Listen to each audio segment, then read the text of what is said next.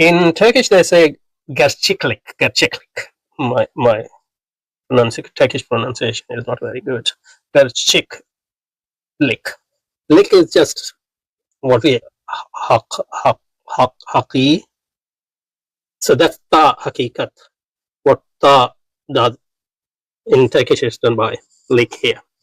And the real word for the real or the fact is gerçek. Now, I don't know